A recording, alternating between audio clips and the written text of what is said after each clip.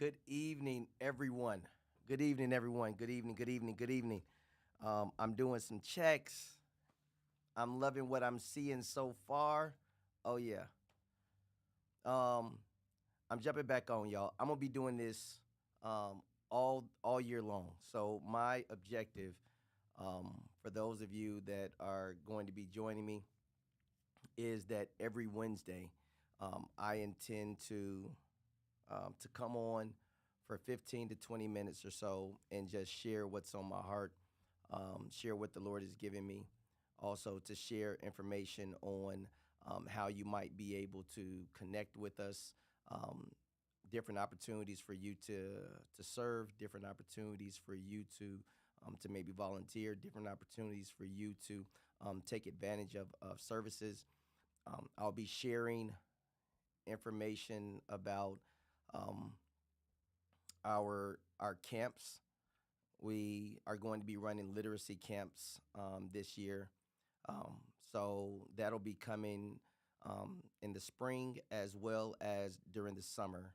And our literacy camps will be focused on our rising first and second graders and some third graders. It'll be free camps. We'll run these camps from about 8 a.m.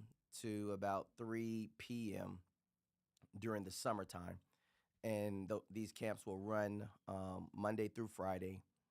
They will, of course, as you know, per the Abundant Life PDX standard, they will be a free service that we are providing to the community because we believe that at Abundant Life, we believe that literacy is a justice issue. Every child has the right to be able to read, and it is our job as a society. It's our job as a system. It's our job as a community member. It's our job as a church. It's our job as a people to ensure that the next generation coming in does not suffer from a lack of literacy.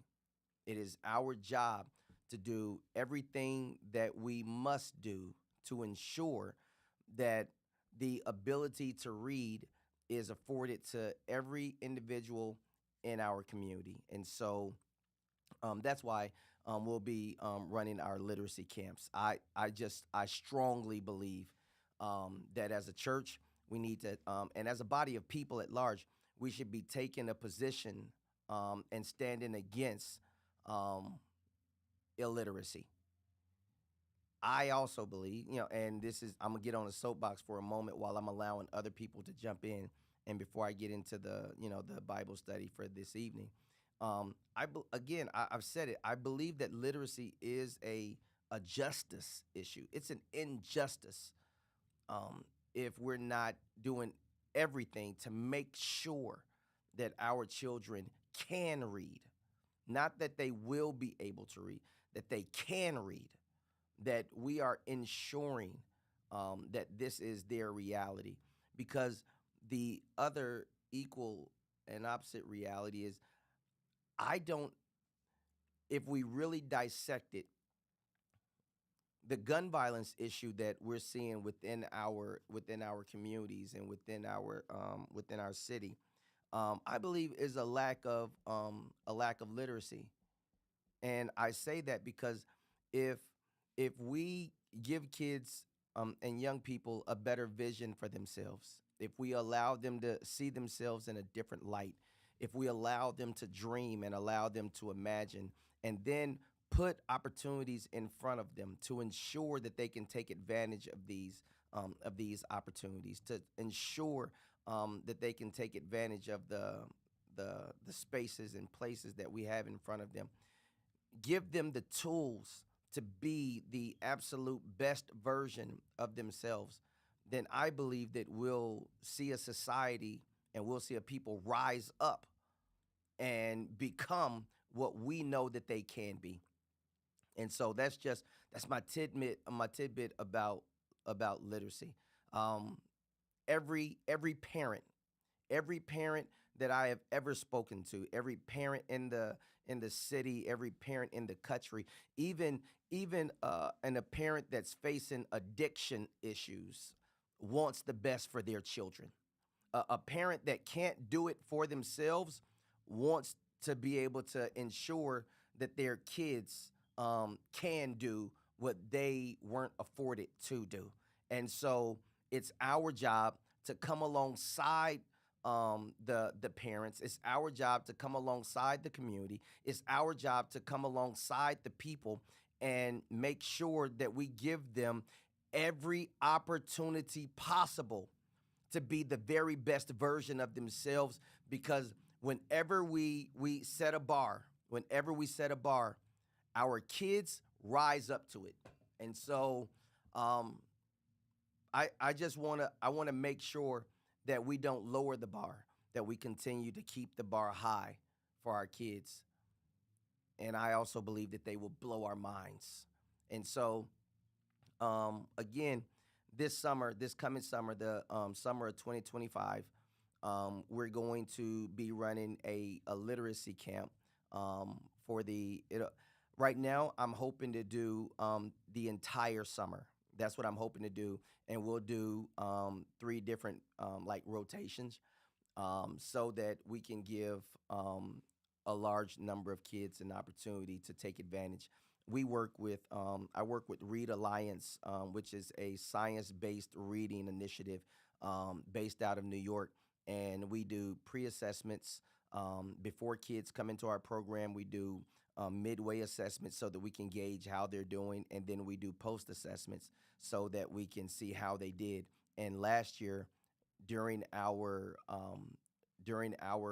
literacy camp, we saw kids in our cohort of 20 kids. We saw kids in our cohort go up a whole grading level. They went from first grade to second grade, or from second grade to third grade, or we saw kids jump an entire grade level. We saw kids excited about reading. We were able to partner with an organization. I forget the name. It's like Malala, or I know I'm saying their name wrong, and I apologize. Um, but they were able to get us a large donation of books, and we were able to ensure that every kid that was in our program walked out with 10, 10 books that they could take home and read. In any case, so I digress. I jumped into that so that I could give people time to jump on um, and get in. Again, I don't plan to keep us long when we do these. I do plan to do these every Wednesday. If I can't get it in on a Wednesday, I'm gonna try to do it on a Thursday, and hopefully by that time I'll be able to figure out what's going on with my background, so that I don't have to use the green screen behind me. I can actually use like a virtual background, because what I want to do is I want to do our Bible studies live from, like, coming to you live from Tokyo. I'm not in Tokyo. I'll just have a backdrop of Tokyo behind me, or coming to you live from, Puerto Rico, or coming to you live from, the Caribbean, coming to you live from Cancun. And the whole time I'll be here at the church, but I'll just have a backdrop behind me. But I haven't been able to figure out the aspect ratio with the camera, so that I'm not doing the robot, because every time I watch it after the fact, it looks good to me on the screen, but when I watch it, I'm doing this, and I'm like, that's me dancing, y'all. I quit. I quit. Um, and I know somebody gonna be asking what happened to your finger. Um, I was building a mailbox to go with the Christmas display that's in front of our house right now, because I wanted to have a mailbox for. I was building Santa's mailbox so that when the kids come by, they can put their mail in, and it'll actually get to Santa. And so I was building that said mailbox, and the sheet metal top that I was putting on, I went to go catch it, and if you didn't know, sheet metal cuts, and that's what it did, and it literally sliced a big gouge into my finger, and then I had to go in the house and grab some gauze and some tape and tape it up. because I didn't have time to stop. I had to finish the mailbox.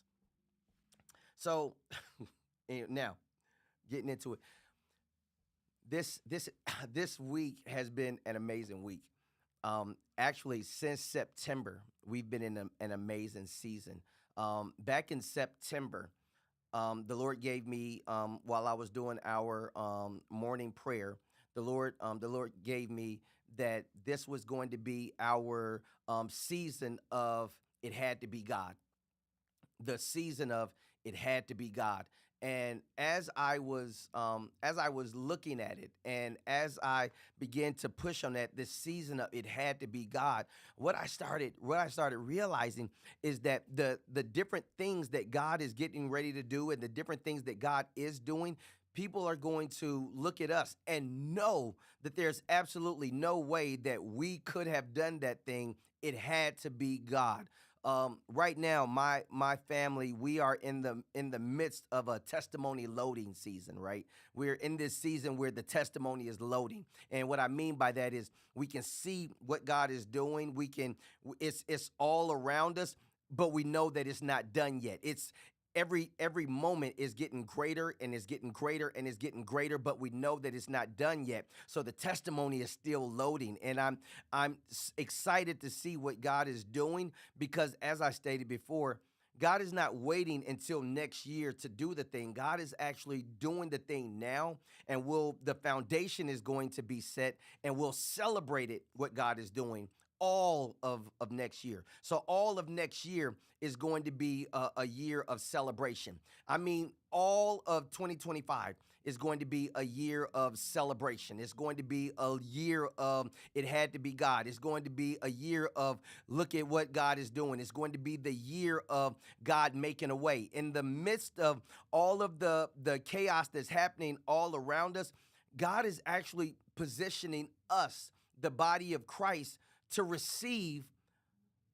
breakthrough. I'm That's probably not the best word, but we're going to receive the thing that we've been praying for. The stuff that we thought was going to take 10 years to come, God is getting ready to do in like 6 months.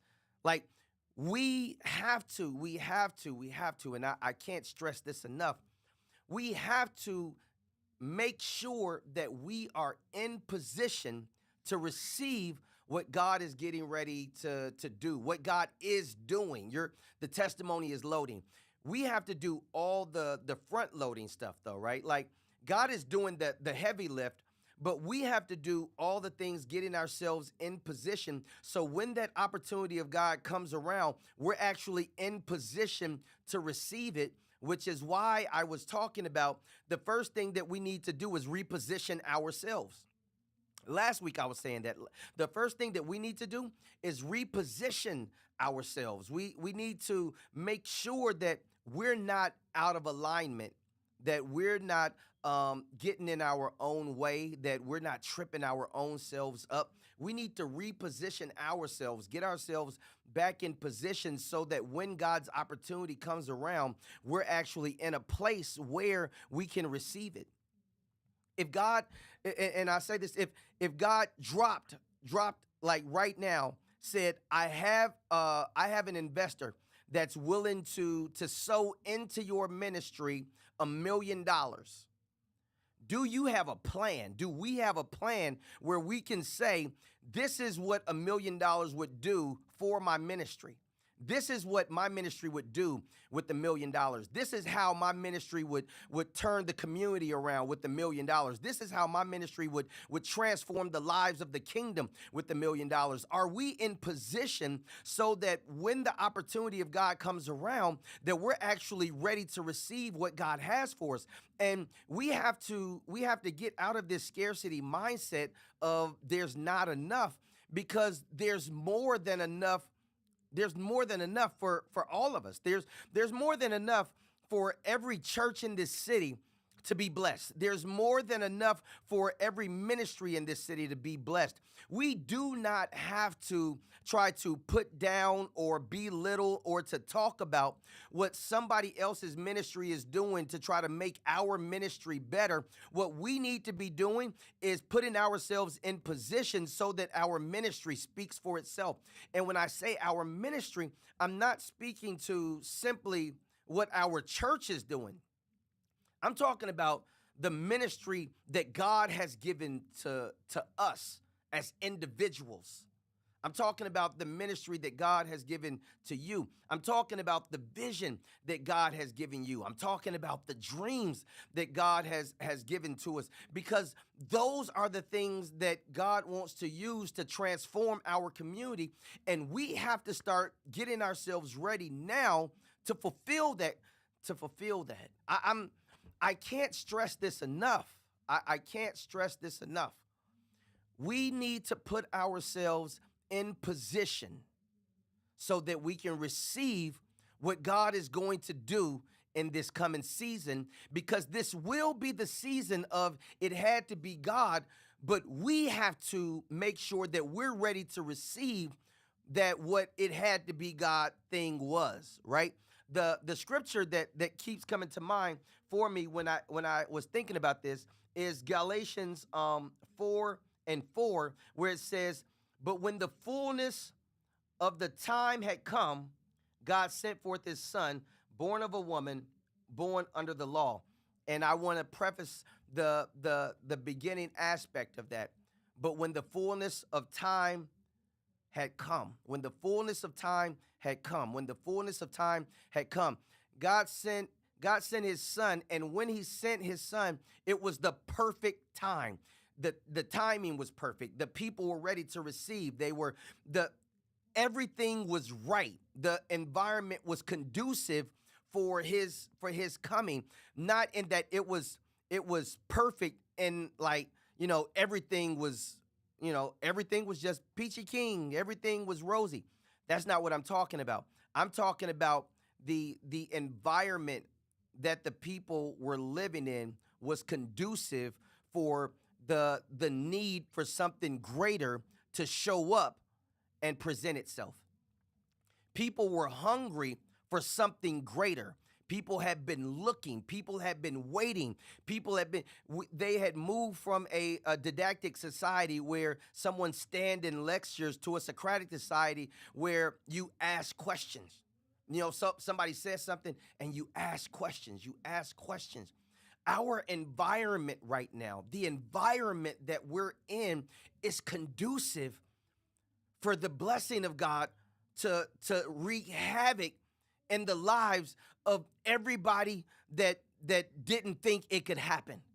Like it's the environment is conducive, and when I say that, I mean that everybody is like, man, what is going to happen? Like, it can't get no worse than this, man. I don't know what to think. I don't know what to do. I don't know what to believe. I don't know what to feel. It's the environment is conducive for the people of God, the saints of God, to step up and say, this is the atmosphere that God was waiting on. You've tried everything, but you haven't tried God. Like, I believe that this season, the season that we're in, I can't stress this enough. This is the season. This is the season that a lot of us have been praying for.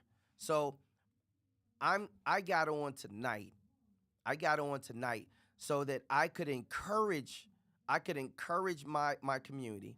I could encourage everyone under the sound of my voice. I could encourage you to not give up on the dream that God gave you. Not give up on the promise that God made to you. Don't give up on what God is trying to do in and through you. Don't give up on this stuff yet, because it's not done. God is not done. I said on Sunday, if God is not in it, you know what I'm saying? If it's not God's timing, you can't force it. But if it is God's timing, you can't stop it. If it's not God's time, you can't force it. But if it is God's timing, then you can't stop it. This is your season. I don't care how much they don't like you. I don't care how much they don't believe in you. I don't care what they think about you. I don't care what they feel about you. I don't care, you know what I'm saying, if they think that you are, you know what I'm saying, trash. I don't care how they feel about you, because how they feel about you has absolutely no bearing on what God is going to do in and through you. It does not matter what they think. I am not the least bit concerned about what somebody else thinks. I am only concerned about what I know to be true about the God that I serve. And what I know to be true is that God has brought us to a point. He's brought us to this point so that he can get the glory. Everything in our lives has built up to the point so that God can get the glory for what's about to happen next. So that God can get the glory for what he's about to do next. So that God can get the glory for what he's about to transform next. So that God can get the glory for what he's about to change next. So that God can get the glory for what's finna manifest next. It's not going to be one of those situations where I did this, I did that, I did this, and then boom, it happened. It's going to be, I did everything that I could, and it's like, I don't know. And so I stood still because I knew God had not told me to move yet. And it happened. It happened while I was praying. It happened while I was praising. It happened while I was helping someone else. While I was being a blessing to someone else, my life got transformed. While I was being a blessing to somebody else, my marriage transformed. While I was being a blessing to someone else, my kids got free from addiction. While I was being a blessing to somebody else, while I was focused on what it was that God called me to do, when I got out of my own way and started doing what I knew God was calling me to do. Because what God is calling me to do, somebody else is not doing it the way that I would do it. Somebody else is not doing it the way that God has given it to me to do it. Somebody else is not doing it or saying it the way that God has given it to me to say it. So I know that this is what I'm supposed to be doing because God has been giving it to me. And while I was doing that thing, God gave me this thing. I stopped focusing on, how they treat me at my job. And I started focusing on how I'm treating the people that God has called me to on my job. And the next thing I knew, I got an advance. The next thing I knew, I got a raise. The next thing I knew, I got promoted. The next thing I knew, they were calling me in and asking me what I thought. It's going to happen while you're doing the thing that God is calling you to do. So we need to reposition ourselves and get out of our own way and get in the way that God is calling us to. This is going to be the season of it had to be God, because I wasn't even thinking about that thing anymore. I was focused on doing what God called me to do. I wasn't even thinking about whether or not that was going to happen because I was focused on what God had called me to do. And when the fullness of time came, God moved. When the fullness of time came, God delivered. When the fullness of time came, God set free. When the fullness of time came, God broke the addiction. When the fullness of time came, God moved. It had to be God because I wasn't even doing anything. I was focused on trying to be who God was calling me to be. I was focused on trying to do what God had called me to do. I was focused on saying what God had called me to say. I was focused on living how God had called me to live. I was focused on the work that God had called me to, the field that God had called me to, the job that God had called me to, the community that God had called me to. I was focused on doing the thing that God had called me to. And while I was doing the thing that God had called me to, God began to move on the promise that he made to me. So get ready, community. Get ready, people. Get ready for what God is getting ready to do. Reposition yourselves, shift your focus, and let's get focused on what it is that God is calling us to do. Let's get focused on who it is that God is calling us to be, because remember, we are the answer to our prayers. It's us. We're not waiting for somebody else. We're waiting on ourselves. So let's become the answer that we've been looking for. Thank you all for being here. Thank you for tapping in.